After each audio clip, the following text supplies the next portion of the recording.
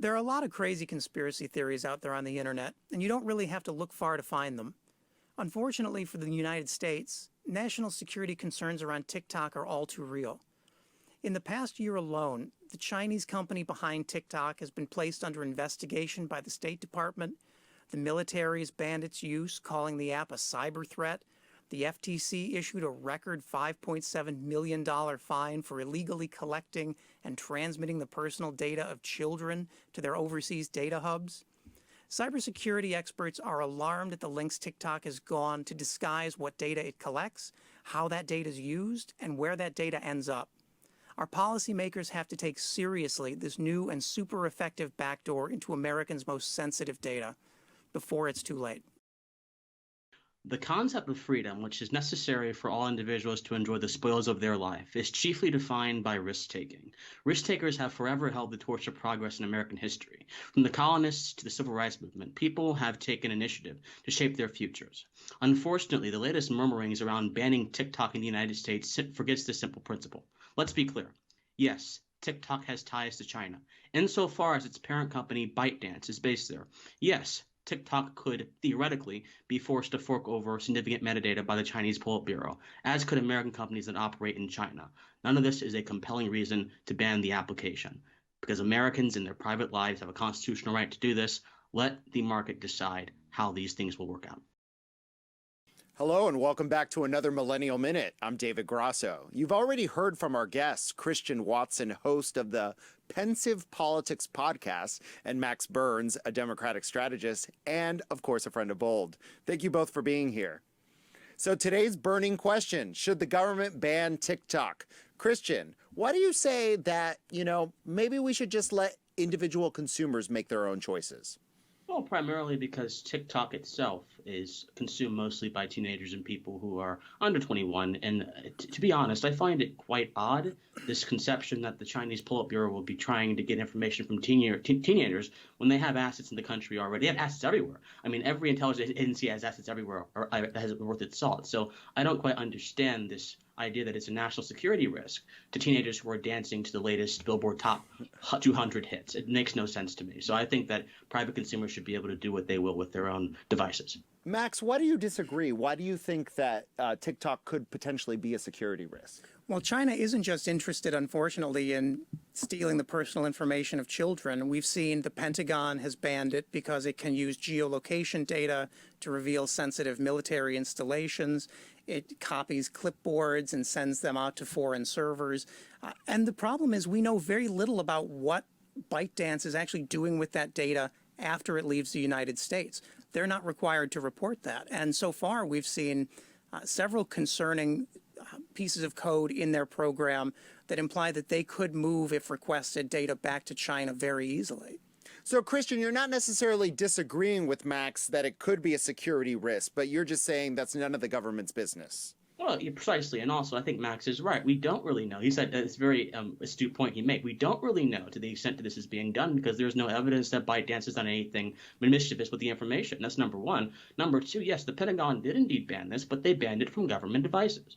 So government devices, and I agree, contain sensitive information, and this is routine. The Pentagon, the DoD, Homeland Security, they typically ban stuff from their devices that could pose a security risk. So TikTok is not the first person to be on this list, and it won't be the last person to be last act to be on this list. Yeah. So Max, I guess the question is, should the government move to ban this then? Because you're both agreeing that we don't know about the security dimensions of this application, but should the government take decisive action and say no more? Right now, Josh Hawley has pushed in the Senate to have TikTok completely banned in the United States. I think that's premature.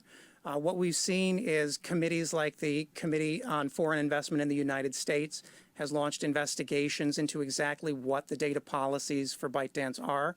And we're probably going to see much more aggressive investigation because these are not theoretical risks. The FTC fined ByteDance $5.7 million, one of their largest judgments to date, for taking and misusing the data of American children by moving it overseas without consent. And that's not a theory. That happened. And they admitted guilt to that. So Christian, would you let your kids, let's say you have them or you don't, whatever, your kids, your niece, your nephew, your cousins who are underage, would you let them use TikTok? Yes.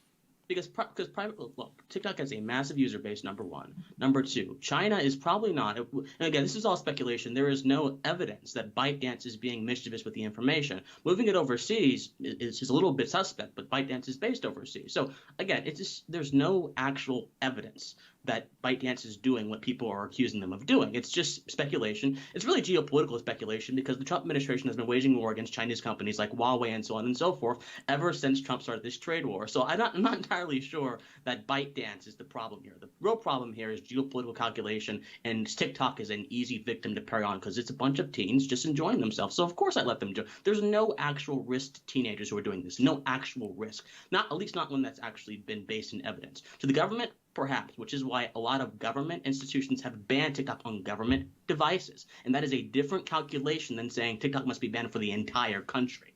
So we have to include in this conversation, Max, that India has banned TikTok. And is it because of geopolitical calculations like your counterpart is saying? Or is this really a problem for national security for both India and the United States? Well, there's no doubt that there is a geopolitical element here, and that in some ways undermines the actual data security and privacy case to be made about this.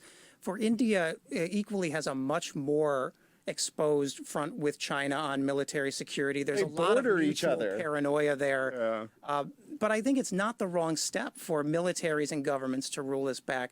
The question is, how far do we go in regulating and ensuring there's data security there for consumers? Would you let your children on TikTok? No. And I've worked for Facebook for several years. I don't use Facebook for similar reasons. I think until we have a much stronger data security framework in this country, you're really taking an exceptional risk in putting all that information out there.